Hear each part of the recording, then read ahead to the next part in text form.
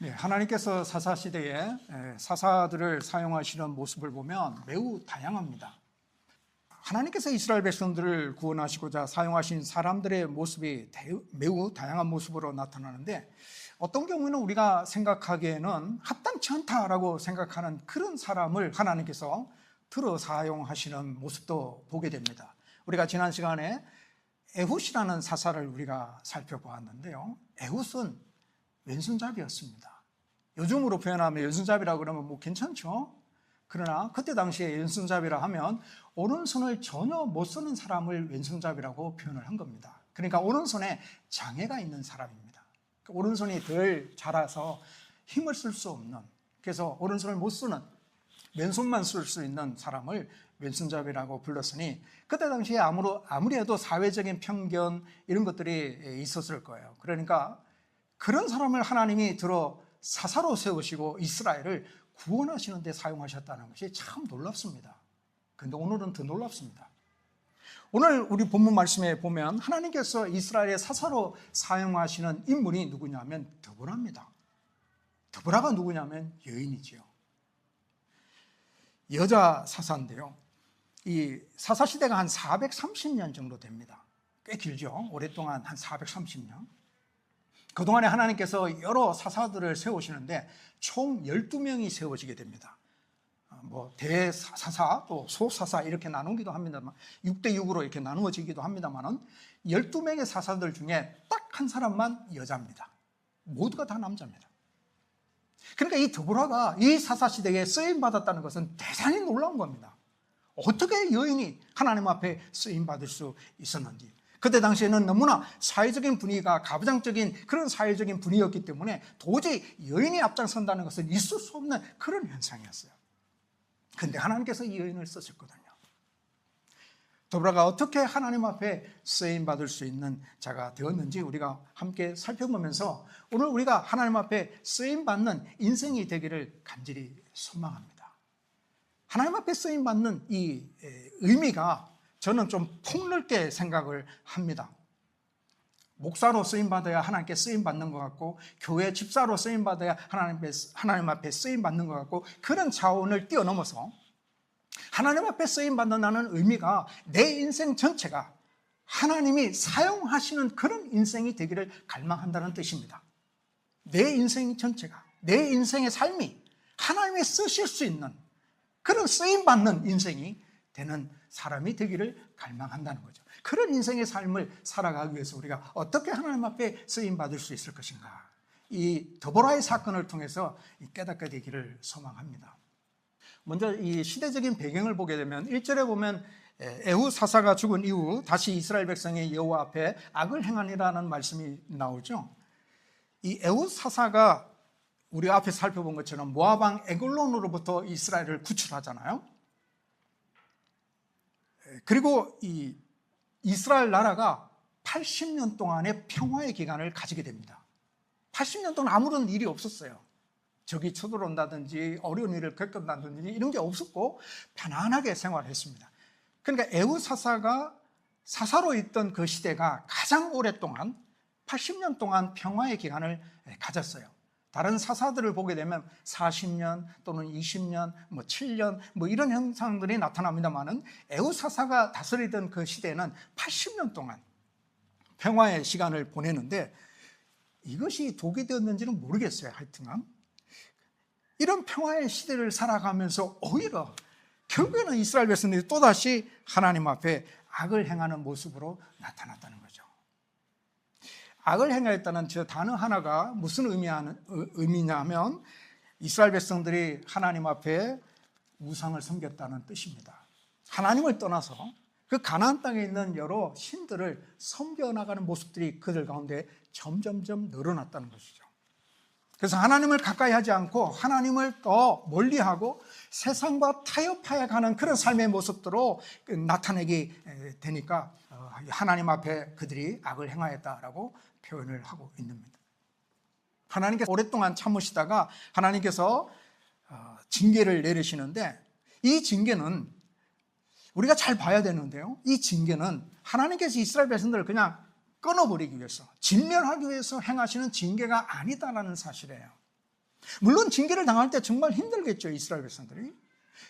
우리도 하나님 앞에 징계를 당할 때 굉장히 외롭고 힘듭니다. 그러나 우리가 분명히 기억해야 되는 것은 이 징계는 하나님께서 우리를 진멸하시기 위한 징계가 아니다라는 사실. 좀 더 봅시다. 2절에 보면은 하나님께서 징계하는 모습이 나타나는데요, 하나님께서 이스라엘을 파셨다라는 뜻이 나오죠. 파셨다라는 말씀이 나옵니다.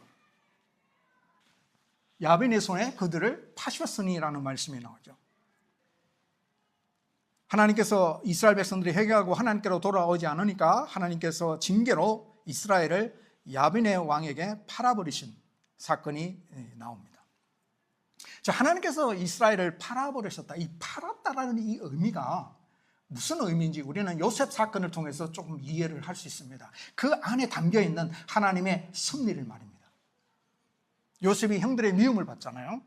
그래서 형들의 미움을 받아서 형들한테 미디안 상인에게 팔려지게 됩니다. 하나님께서 요셉이 팔리도록 허용하신 거죠. 하나님의 섭리 속에서 보게 되면 이런 섭리 안에서 우리가 이해할 수 없는 하나님의 놀라운 계획이 숨어 있다는 사실을 우리는 나중에 발견하게 되죠. 그래서 이 팔리는 이런 모습은 하나님의 어떤 징계의 모습이 아니라 하나님이 숨겨놓으신 섭리의 모습이 그 안에 있다는 사실을 발견하게 됩니다. 요셉은 종으로 팔려가서 보디발의 집에서 살다가 억울하게 감옥에 들어가게 됩니다. 그러나 하나님께서 요셉을 형통하게 하셔서 애굽의 총리로 등극하게 되죠. 그리고 나중에 심한 가뭄으로 인해서 식량이 없어서 굶어 죽는 이스라엘을 구원하는 구원자 역할을 요셉이 하게 됩니다. 따라서 이 팔아버린 이 사건을 자세히 들여다보게 되면 하나님께서 진멸하기 위한 징계의 모습으로 나타난 것이 아니라 사랑의 매로 나타났다는 것을 우리가 발견할 수 있어요. 그래서 하나님께서 이스라엘을 가나안 왕 야빈의 손에 파신 것은 오히려 이스라엘을 살리기 위한 하나님의 섭리고 이스라엘을 형통케 하기 위한 하나님의 방법이었다라는 사실입니다. 만약에 하나님께서 이러한 일을 하시지 않는다면 계속 이스라엘은 악을 행했을 겁니다. 자신들이 행하는 이 악이 어떤 악인지 얼마나 큰 죄악인지 모른 채 계속 악을 쌓음으로 인해서 결국에는 파멸의 길로 가게 될 것입니다. 하나님은 이 부분을 막으시기 위해서 이스라엘을 파신 겁니다. 자, 이러한 모습 속에서 우리는 우리의 삶 가운데 부딪히는 여러 가지 고난과 고통과 이해할 수 없는 일들이 있지 않습니까? 이해할 수 없는 일들이 많이 있습니다. 진방하다 보면 어떤 분들은 목사님, 왜 하나님께서 우리 아버지를 빨리 데려가셨는지 이해가 되지 않습니다. 하나님이 데려가신 그 사건 속에서 도저히 이해할 수 없다고 이렇게 고백하는 그런 사람들도 만나본 적이 있습니다.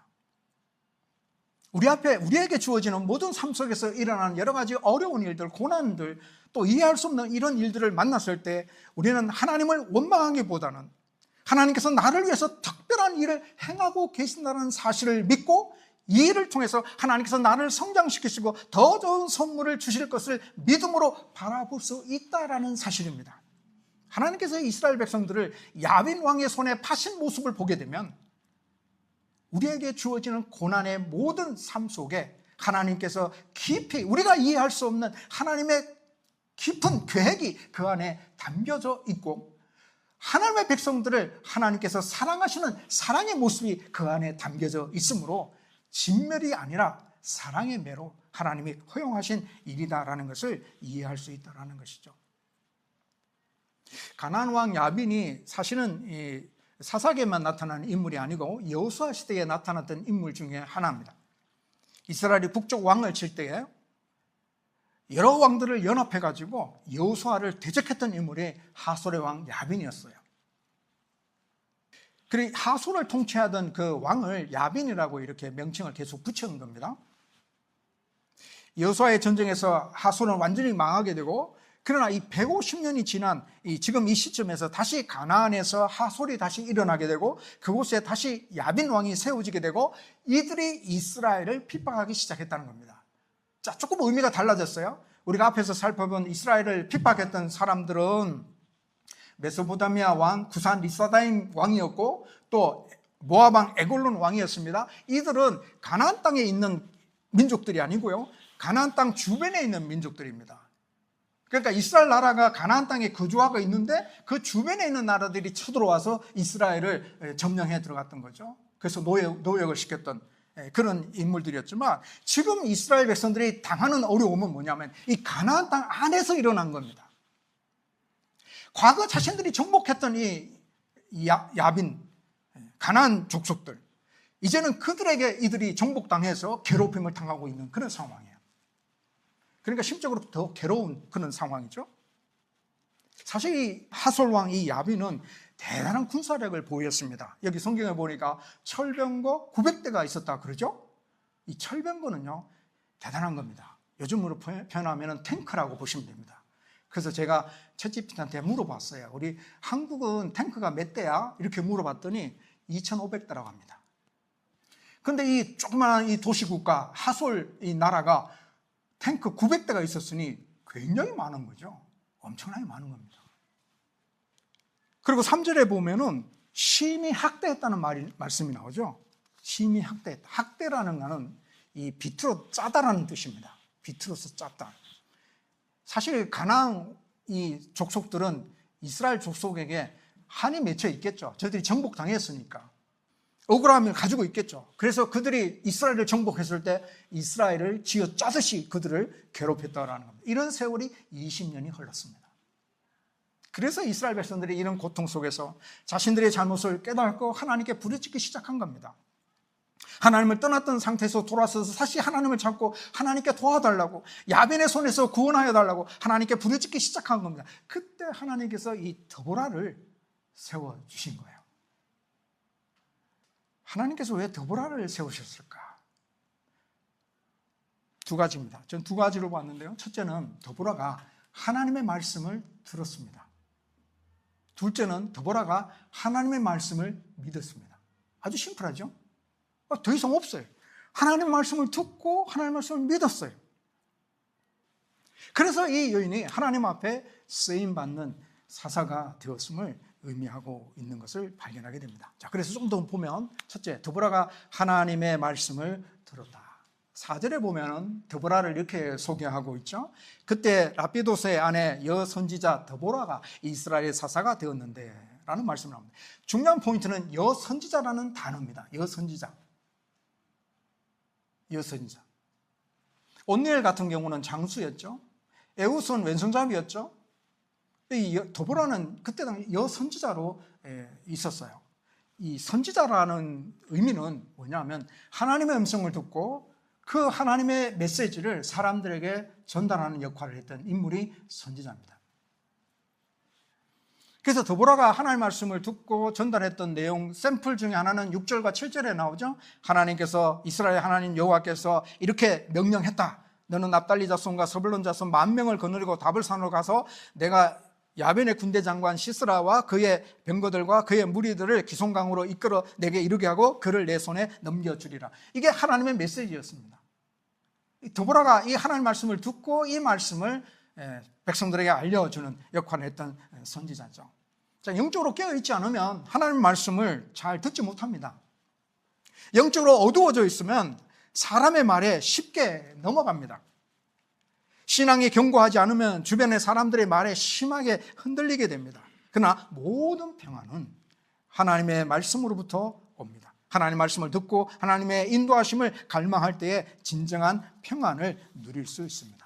자, 예를 들면 모세의 반응을 한번 보십시다. 이스라엘 백성들이 430년 노예로 살다가 출애굽하는 그런 장면이죠. 정말 지긋지긋하겠죠. 물론 그들이 430년 사는 것은 아닙니다만 그들의 인생이 정말 30년, 40년, 50년, 60년, 70년, 80년 뭐 이렇게 살았겠죠. 거기 살아있던 사람들은.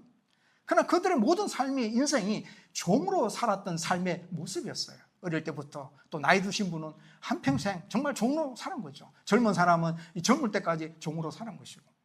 그 지긋지긋한 애굽을 떠나서 이제 새로운 곳으로 향하여 온 백성들이, 온 민족이 다 함께 움직입니다. 얼마나 신났을까요? 나만 홀로 출애굽하는 것이 아니라 우리 민족이 전체가 함께 출애굽하니 새로운 곳에서 우리 민족이 살 수 있을 것이라는 희망과 기대 속에 그들이 출애굽하지 않겠습니까? 근데 그들 앞에 홍해가 보여져 있고 또 뒤에는 애굽의 군대가 그들을 추격해 올 때에 이스라엘 백성들은 심하게 흔들렸어요. 이스라엘 백성들이 이런 말을 합니다. 애굽에 매장지가 없어서 당신이 우리를 이끌어 이 광야에서 죽게 하느냐? 애굽 사람을 섬기는 것이 광야에서 죽는 것보다 낫겠다. 아니죠. 애굽 사람을 섬기는 이 섬김의 삶이 얼마나 지긋지긋했겠습니까? 그런데 이제 와서는 앞이 막히고 뒤가 막히니까 차라리 애굽 사람을 섬기는 것이 낫겠다. 이런 말들을 내뱉기 시작합니다. 자, 이럴 때 모세가 이런 말을 들었을 때 그의 마음이 어떠했겠습니까? 심히 흔들릴 수 있었겠죠. 그러나 모세는 사람의 말에 귀를 기울이지 않고 하나님의 말씀을 듣습니다. 위기 가운데 흔들리고 절망하는 이스라엘 백성들의 말에 흔들리지 아니하고 모세는 이렇게 말합니다. 보세요. 너희는 두려워하지 말고 가만히 있어서 여호와께서 오늘 너희를 위하여 행하시는 구원을 보라. 이 모세의 마음은, 모세의 귀는 하나님의 음성에 귀 기울이고 있는 겁니다. 하나님께서 약속해 주신 그 약속의 말씀을 굳게 붙잡고 있는 모습입니다. 자신을 도전해오는 온 이스라엘 백성들이 자신을 비난하고 자신의 모든 이 리더십을 뭉개는 이런 상황 속에서도 모세가 흔들리지 않냐고 하나님 말씀을 붙잡고 있는 거죠. 하나님 말씀에 귀를 기울이고 있어요. 그리고 하나님이 행하실 놀라운 구원의 약속의 말씀을 붙잡고 있습니다. 자, 이렇게 하나님 말씀을 듣는 자가 하나님 앞에 쓰임받는 겁니다. 목사님 선지자니까 하나님 말씀을 듣는 거고 모세니까 하나님 말씀을 듣는 거지 우리 같은 사람이 어떻게 하나님 말씀을 듣고 살 수 있어요? 라고 생각하는 이 생각은 잘못된 겁니다. 하나님께서 이미 우리에게 하나님 말씀을 주셨기 때문에 그래요. 우리의 손에 잡혀있는 성경 66권의 하나님 말씀이 우리에게 있습니다. 이 말씀을 듣는 자가 하나님께 쓰임받는다라는 겁니다. 하나님 말씀은, 우리에게 주어진 하나님 말씀은 살아있습니다.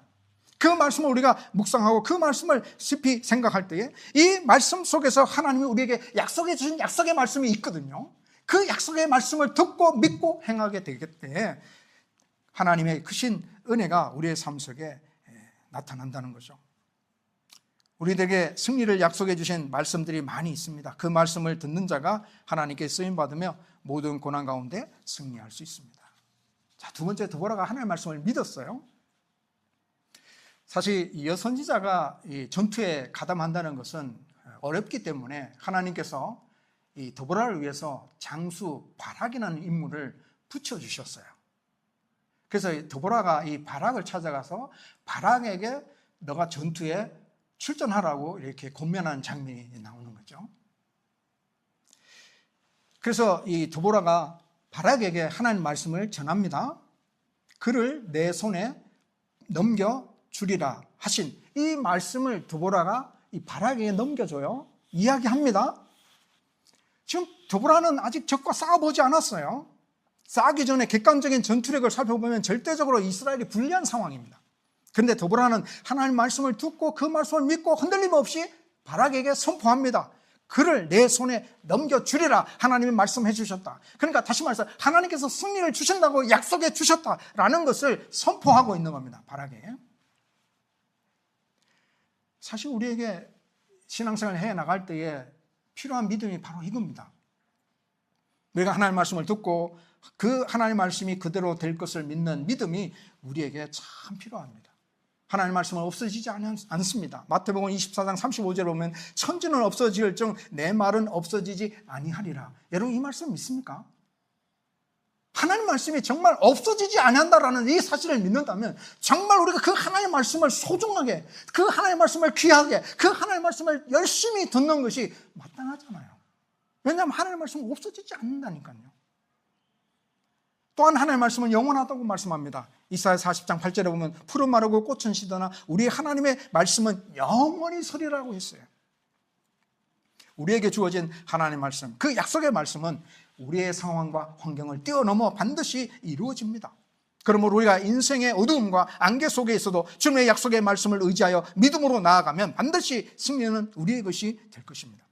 우리를 죄에서 구원하여 주신 하나님, 우리를 위하여 싸우실 것입니다. 우리를 하나님의 자녀로 삼아주신 하나님께서 우리를 결코 포기하지 않으실 것입니다. 이 말씀이 약속이 있어요. 로마서 8장 30절과 31절에 나오는 말씀입니다.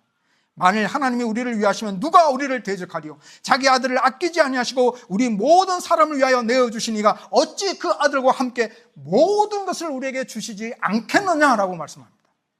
이 말씀을 우리가 믿고 행한다면, 이 약속의 말씀을 우리가 믿는다면 하나님의 약속의 말씀이 내 삶 가운데 이루어질 것이며 그 말씀을 믿는 믿음 안에서 우리가 승리하게 될 것입니다. 그런데 우리가 하나님의 말씀이 주어질 때 바락처럼 행동하지 않았으면 좋겠어요.